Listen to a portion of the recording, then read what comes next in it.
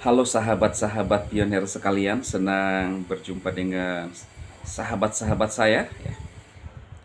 Saya berharap sahabat-sahabat saya dalam keadaan yang baik, tetap sehat, dan punya pemikiran yang positif, ya. Tidak seperti yang dari sebelah yang kadang-kadang serong, ya, cara berpikirnya. Ya iyalah, masa tidak serong? Kita menjalankan pi mining, gangguin kan, itu kan serong, ya. Nah, seperti pada judul, apakah koin pi akan menjadi mata uang dunia, seluruh dunia, ya. Ini tidak membaca apapun, tetapi ini analisa Bang Dema. Jadi ini murni prediksi dan analisa saya, ya teman-teman, ya. Eh, ada banyak isu yang berkembang di luar sana, ya. Tapi yang saya bisa sedikit memberikan gambaran bahwa nantinya uh, kehidupan semua penduduk dunia itu satu saat semuanya akan bahagia, ya. Semua akan bahagia, aman, tentram, seperti enak, ya. Karena dikendalikan oleh satu sistem, ya. Ini pemahaman saya, dan tentunya ada sumber saya, ya teman-teman, ya. Jadi secara global maka akan ada pengendali sebuah sistem, ya. Apakah nantinya Bitcoin ini masuk di dalam menjadi mata uang dalam sistem itu? Kalau saya bahas dan menjawab saat ini terlalu dini, ya, terlalu dini saya menyimpulkan. Jadi saya belum berani bisa menyimpulkan kepada pengikut-pengikut saya di YouTube. Tetapi kalau kita lihat arahnya itu sudah mulai terlihat, ya, arahnya sudah mulai terlihat. Ada nggak mata uang yang lain selain Pi Network yang lebih spektakuler? Nah itu permasalahannya, ya kan? Ada nggak yang lebih viral ketimbang Pi Network? Kita nggak tahu. Saya sebagai pemain aplikasi, ya suka main juga, ya, karena senang juga era digital, ya. Itu profesi, bukan profesi sih. Saya ini masih hidup di dalam dunia, ya teman-teman, ya. Saya masih di dalam dunia, tidak bisa dipisahkan. Tetapi jangan keduniawian, seperti hidup dengan cara-cara yang jahat maksudnya, ya, jahat.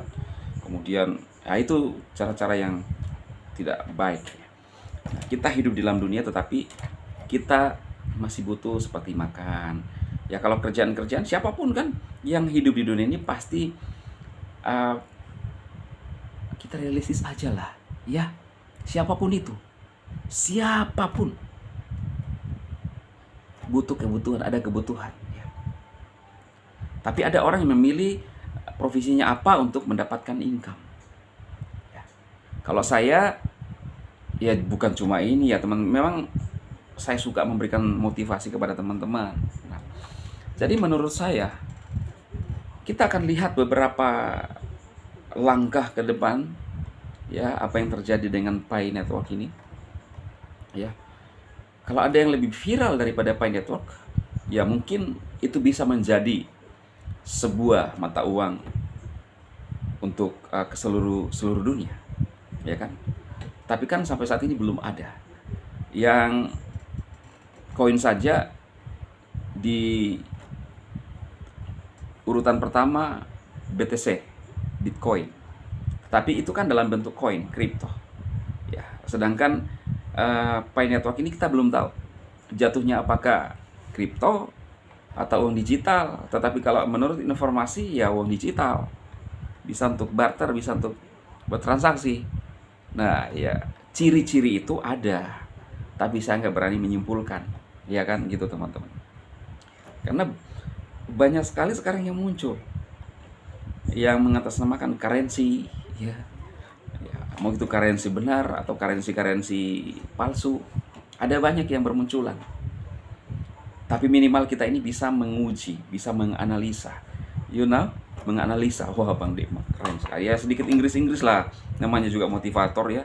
Masa minimal yes no ya. Nah, kita bisa menganalisa.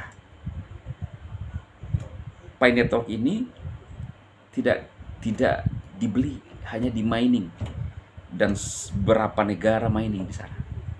Luar biasa. Ya. Jadi ciri-ciri itu ada. Gitu teman-teman. Jadi saya rasa itu saja yang saya sampaikan ya, terkait apakah ini analisa saya, prediksi saya, tapi tentunya semua bisa salah. Tapi saya juga belum berani menyimpulkan. Karena jujur ya teman-teman, saya ini adalah orang yang peka, ya, bisa membaca situasi. Ya, contoh-contohnya, ya saya angkat lagi lah ya. Teman-teman saya yang dulu kan, yang di sebelumnya itu loh ya, ada 5 bersaudara, 4 saudara saya. Ya.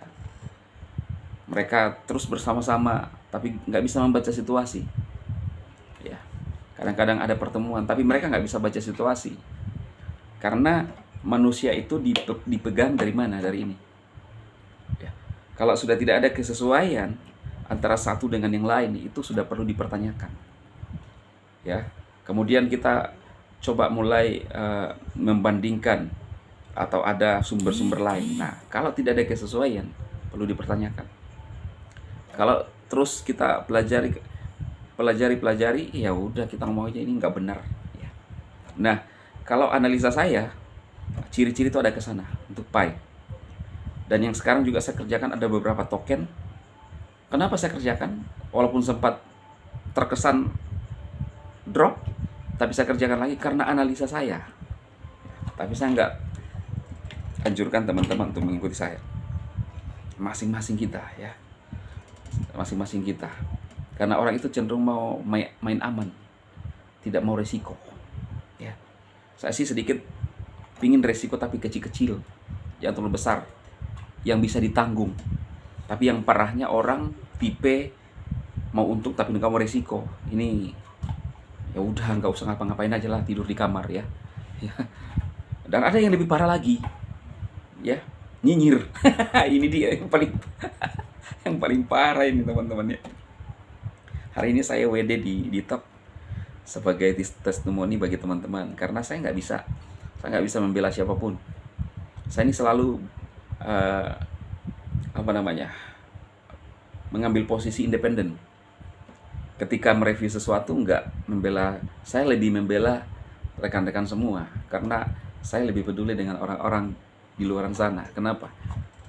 Ya karena saya manusia, karena saya juga mengalami namanya, saya bisa merasakan namanya penderitaan, tekanan, kesulitan, ya. Kadang tidak ada semangat, kita butuh orang-orang memberikan semangat kepada kita. Tapi ada orang kan nggak mau tuh, nyinyir kan. Nah itu dia lebih parah. Nah itu teman-teman, prediksi saya.